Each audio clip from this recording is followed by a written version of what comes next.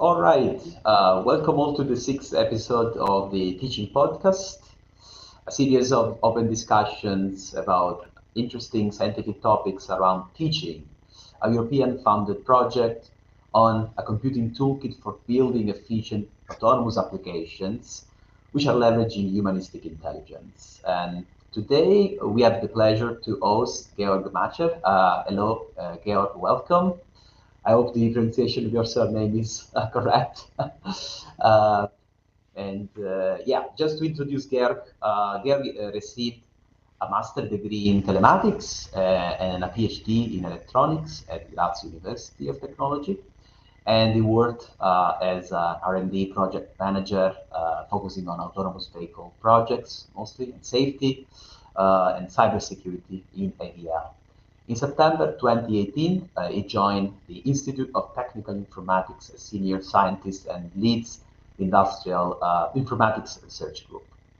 His research activities include systems and software engineering, software technology, process improvement, functional safety, and cybersecurity engineering. He is the author of several publications in this field, I guess more than 140, and he is also an industry consultant, coach, and trainer focusing on dependability engineering and specifically, let's say, in the automotive domain. So it's really a pleasure to have you here, Gerd. I know within this series of episodes, we try to discuss very informally, let's say, state of the art of cutting edge technology involved within the teaching process, the project. So I would start mostly with the common question we often ask to our guests, that is, what is your role within the teaching project? Oh, what is my role within the teaching project? That's a nice question. Hello from my side. The pronunciation is a bit, a bit different. It's Macher. It's like Macher, okay. the German word for doing, more or less. So the name is program. If the joke is there. No, I'm with the work package 3. So I'm leading there the activities in the teaching project which are related to dependability engineering. So in this project where we are focusing mainly on the human and on AI systems, we have also the focus on making the system, making the development that we have in a dependable manner, in a trustworthy manner, or in a dependable manner, like safe or secure. And these are the two main foci that we have within our research group. The safety and the security of these activities, and this is also what we are like contributing in the teaching project there. Absolutely, and I guess those are fundamental issues that are inherent, let's say, to any AI application. So I think that's a very interesting research agenda you're carrying forward. And so, what would you highlight as the main, let's say, scientific challenges? Are those related to those two, let's say, main research tracks that you just introduced, or maybe you can briefly summarize what would be the main, let's say, difficulties in making this done in the real world, right? How to bring those, I would say, objectives and the desiderata or AI systems, near the applications and making them work essentially, right now. Yeah. Well, let's say from the job perspective, I'm a negative person. Yeah. So safety guys are always thinking on what could go wrong. Yes. The Sode's law approach. So what could go wrong in the worst possible manner? That is a kind of a thing that the safety engineers have in the back of their head all the time. And for this, we are doing an analysis during the development time of the system. So what can go wrong if this system fails? How can we elaborate? How can we make sure that this system that we are producing does not introduce any additional risks that wouldn't be necessary? Let's call it this way. And for this reason, we are reviewing, we are checking, we are analyzing the even the engineering. So to through all the steps in the development of software, of hardware systems, we are analyzing: do we use the appropriate hardware? Do we use appropriate software tools, design tools, and these concepts? And we are also checking against the requirements. Yeah? So always checking against the customers. Do we really do what is intended there? So here, quality and concepts which are related to safety engineering are the ones that we follow during the dependability engineering. And that is the tricky part. So that's the real tricky part when it comes to AI-based systems. So not even considering for the first moment learning and adapting system, but only considering AI-based systems, because no one has really programmed them. No real requirements are stated which we can compare. Like, does it really do this? In some way, it does it, but we cannot look inside. So as a safety engineer, you always think of white box approaches, so opening up the box and seeing insides and touching the insides and also manipulating them and see if I manipulate this part, does the overall system fail or does it still continue to provide the proper service? And that's something which is really tricky with AI-based systems, and really tricky also like to come up with what is a metric? What is a common ground to say, like, I can trust on this system, on this AI system? So here, these are the main tricks that we have. And then the other factor is when we consider the other viewpoint that we have, cybersecurity. This is continuously adapting. So this is changing over the lifetime all the time. And here also systems are like intended to be adapting, to be changing. And with our project, we are also focusing on learning systems, on AI systems that are not only shipped as one truth, but also adapting and learning throughout the usage. And that is like, yeah, there the mind goes wild for a safety engineer, because like changing after we have released, after we have seen that this is properly working, you want to change something, please not. Yeah. So this is the mindset that we have there, and where we have to like overcome this old-fashioned way of concepts that we have for safety engineering, for security engineering, and adapt onto the new opportunities that these AI-based systems give us. And also a very strong focus on these federated learning concepts, where we will be scratching our heads as the safety or security engineers on federated learning. Can we then, if this system adapts and changes throughout the lifetime, can we still maintain and guarantee safety? Can we still maintain and guarantee the cybersecurity of that? That's a very, very interesting question. And so if I can, let's say, have a follow-up provocative question. So do you think, let's say, that the notion of safety, for example, will evolve towards something that is more similar to the notion of safety we relate to humans? What I'm saying is that, so with humans, we cannot look inside a person's brain, right? But we still have some trust that let's say, those humans will perform some actions in a safe way, right? So no one will guarantee us that maybe a driver of a taxi will not go crash into another car, right?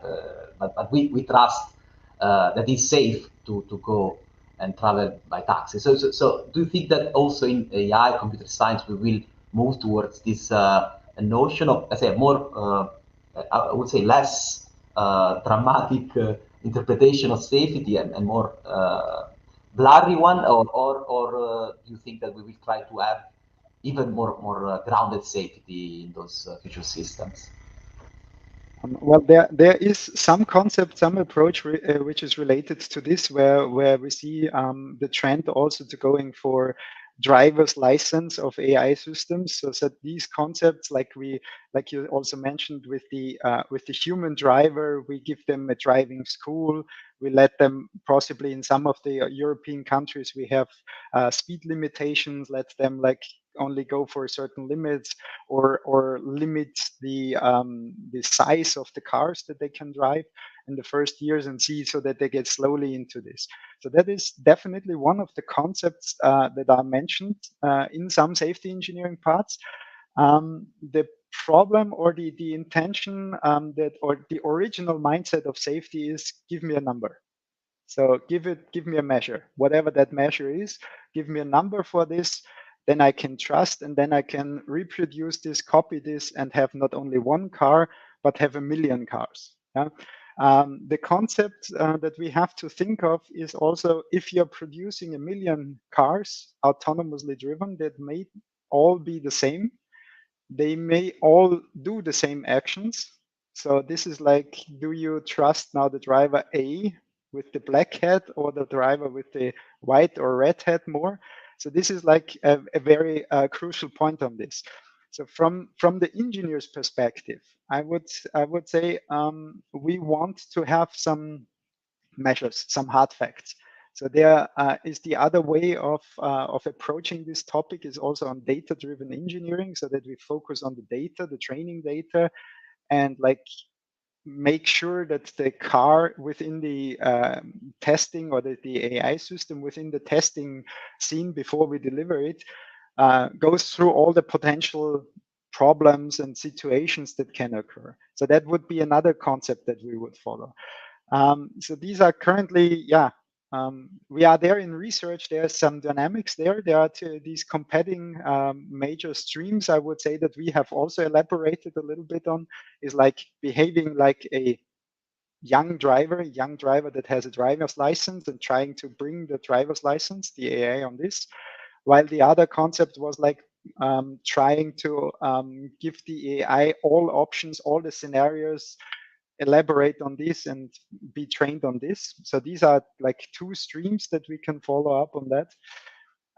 And the other thing that we can see also with this, on one hand, on the technological side, because you mentioned also what is from a scientific viewpoint, a very crucial point, is the linking that we have now to establish between our experts that we have on AI, also in our project, and the expertise that we bring in from dependability engineering. Yeah, and see also where the matching and mismatching happens, and bridge the gap if there is still something.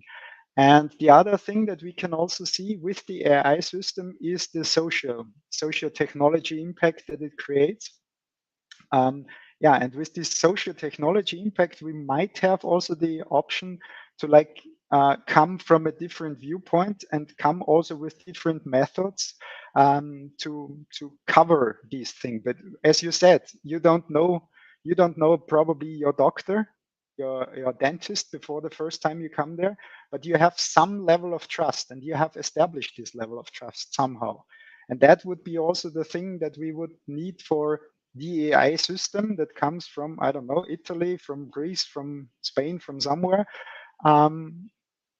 I don't know this AI system. Maybe I can have some basic level of trust, and then see on how it progresses further. Yeah, absolutely. That's really on point. And so all of this that you mentioned is somehow part of the teaching project, indeed, and we're working on it. If you had to summarize, let's say, what you are doing right now, technically on the project, and what you have accomplished so far, right? So, what would you say? I know it's difficult to summarize it all, I mean, in a brief answer, but if you had to give an impression, say, to the people listening. Honestly, currently it's an easy answer. I'm racing, or my team is racing RC cars, more or less. So we have our little demonstrators. We call them test environments, where we have basically remote controlled cars, or radio controlled cars that we have, where we test out our safety functionalities, where we test out also AI based functionalities. So testing like lane keep assistance, and trying to use well established AI based systems on that, and bringing them into situations where the troubles occur, and see how they react, and how we can like identify these reactions, and find a safe reaction to this so that it doesn't crash on this. And that is for sure that we do this with small cars where if we are not fast enough, then the impact on the wall is like a little bit less critical than it would be with a demonstrator vehicle from our partners. So this is what we are actively doing. We are trying to break something. So while on the other hand, actively stopping before we really break this. So this is a current activity that we have here. Another activity that we have is also related to analysis in cybersecurity engineering, how to cover this broad spectrum that comes up with cybersecurity engineering in a methodological way, have a structured way that we have there. So this is also something which our partners are also active in this work package. And the other activity which we have is these adaptations, this change. So like we like to have in the past, we like to have a stable system. I buy this BMW, I buy this Audi or whatever car, and it is like it is. But we are experiencing connectivity features, we are experiencing changes over the air updates and all these activities. And also these are something which we take into consideration. From a dependability engineering point of view, we have to like also keep up with these adaptations through runtime, and find a way how to cope with that, how to still guarantee a certain level of safety. I totally get it, as I'm actively working my research on continual machine learning, and while it is nice to have adaptive systems that can, based on our experience, personal and specific experience, adapt and be more helpful. It opens it up to, let's say, unwanted situations and drift, let's say, in the AI capabilities that we may not want. So that's a concern, even though it is also an interesting feature to possess. So it's a trade-off we should really consider it better. And thanks to your work in teaching, we are doing it. So what would you say, let's say, you could achieve in the remaining, let's say, part of the project, and especially how you see, let's say, what we have done so far in these 4+ years of projects due to the COVID breaks? You see, would impact, let's say, real world applications, downstream applications, future projects, and your research agenda, whatever. What you see as a positive impact of the project assets with what we have developed so far, we hope to develop till the end of the project this year? Well, yeah, sadly, everything good comes also to an end sometimes. So we are approaching this end in very fast pace. So what we are now doing is like wrapping up, connecting the different activities throughout the project that we have undertaken within the different project partner teams. And that is, on one hand, it's now really like blossoming, all the blossoms come out of the tree. But on the other hand, it's also a bit of a sad factor that we have, that it's like going towards an end. But what we again didn't achieve, so which every project does not achieve, to find the final truth, the final solution to everything, to life, universe, and everything. So what we also see is good connections and good, I would say, good fields where we can continue to further to research on this topic. We see that, for example, with the partners with the automotive domain. So there is a huge discussion currently ongoing also on activities towards cybersecurity engineering and towards also AI-based systems and safety of these systems. So for mission critical or safety critical applications using the AI systems. I think here with our partner network, we could contribute a lot to these activities, to these standardization norming activities. I think here we had a very good impact on that. And also the transferring of knowledge, as I mentioned, between the AI colleagues on one hand and the dependability colleagues on the other hand. I think this is something which was very fruitful and something which we are happy to continue also in follow-up project activities. Also, the actions related to avionics domain. Yeah, also avionics domain is represented in our project, or is still represented in our project. Here, activities related to the avionics bring us an additional third degree of freedom. You know, this is like a car can only left, right, front, rear, but the vehicle in the We air also fly, yeah. can also go down. So additional safety features, additional motivation for safety, but also additional motivation for AI-based systems. Yeah? So I think that is another factor which is very important. And also the third stream that we identified is the human-centric approaches. So here the concepts of humans, the human in the loop, the perceived safety, something which I didn't know before the project, but even the best, the safest car, if it feels unsafe, if it feels, you know, gut feeling is really an important thing. And here I think we come across with the analysis, with the testing that we did, quite a good step on how to adapt on certain feelings, but again, not the final solution that we had there. And then also the other activities which are related to this system of system approaches, so these cyber physical systems of systems approaches and concepts that we had there. We established there a good field on actions related to the automotive and the avionics domain, probably. But how does this look like in other domains? Yeah. So there, this could be also an interesting concept. So with some closing of projects, always as a researcher, you think on how can I transfer this knowledge? On one hand, to my pupil here at the university, how can I transfer this in teaching? So teaching, but other teaching. And the other thing is also how can I transfer the knowledge into other domains? Yeah? So AI and medical, that seems to be well fitting. Just as an example, so also another domain which I think has also some safety impact on the human life.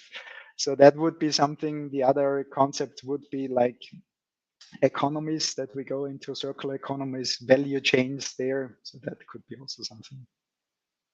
Yeah, absolutely. I totally agree with you on the impacts of the teaching project, and that was kind of pioneer, let's say, in the idea of putting human in the loop, right, at the center of complex systems that involve AI, engineering, and all these aspects we are taking into consideration with an holistic, I would say, holistic approach. So, and so I would end this, let's say, session and this episode with an open-ended question, possibly, as we've seen recently the emergence of these groundbreaking, I would say, AI tools like ChatGPT based on foundation models, so big models trained on huge amount of data, on large scale infrastructures that are achieving a impressive performance and even surpassing, people say, the Turing test, right, that we used a lot in the past to assess if an agent, a system is smart enough, let's say, to surpass or even, let's say, the surpass human intelligence, essentially. And so this is happening, especially in language, but we have seen also other big models for vision, and it seems open the question to utilization of those models as well for autonomous driving, for example, or other applications on it. So do you see this as something interesting or becoming subject of discussions in automotive? And how do you see it as in terms of safety, right? And what we discussed so far. Have you already mentioned, let's say, some ideas about this? Or you want to share, of course, or not yet?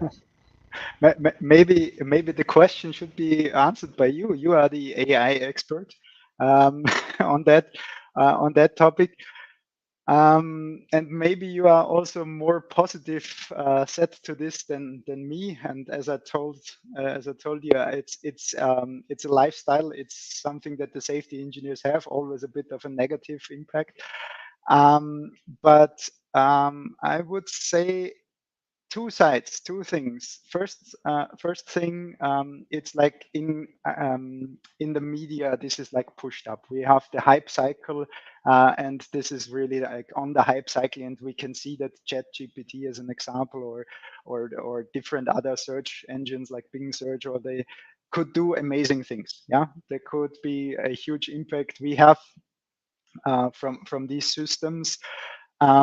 What we on one hand get good feedbacks, on the other hand what we shouldn't do is like overestimate also these impacts. So it's always like, yeah, not only black and white, we have to think in some gray terms here. So on one hand, I think while ChatGPT pushes a good light, a spotlight on AI systems, I think for the applications that we have in mind when you talk about the automotive domain or avionics domain, I think here are other concepts, and there's your expertise also. I think there are other concepts which are, I would say, more dominant to win in this context. On the other hand, not overestimate. We see it also with ChatGPT. Don't ask any question and take the answer for granted. We have seen on the different concepts that people have used it already, that the AI is lying, yeah, or is pretending to know something. So here we have again the human. And I think the human factor, this socio-technology factor, is something which we shouldn't forget and which we shouldn't keep in consideration. And where also the teaching project is like opening up also my mind in this direction. Yeah, and maybe also as an additional thing, when we think about machines and safety and AI-based systems, I mean, we had the solution, or we already have the solution since 1984. It came from Graz. It was called the Terminator. So Arnold Schwarzenegger, a famous guy from our city here. Right, that's right. So already in 1984, he was able to walk and decide on its own and make several, let's say, complex decisions. Let's not say good or bad decisions, but very complex decisions. But what we also see from that is like how reality and our fiction, our wishings are sometimes a bit diverting. So the concept, or the like my 5 cents to this all chat GPT and all AI systems that are now there would be, still use this AI system or this I system that you have there. So still brain off. There is not yet a brain off solution.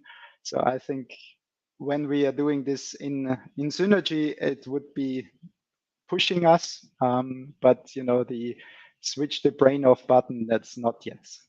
I would say That's a great, let's say, and line and take home message, I guess, for this episode. So thank you so much, Gergo, for your time, and I hope to see you again in a follow-up episode or discuss these relevant topics with you in the next meetings of the teaching process project. So thank you so much, and it's a I pleasure. guess that's it. See you all in the next episode. That will be the seventh of this communication effort. Thank you so much.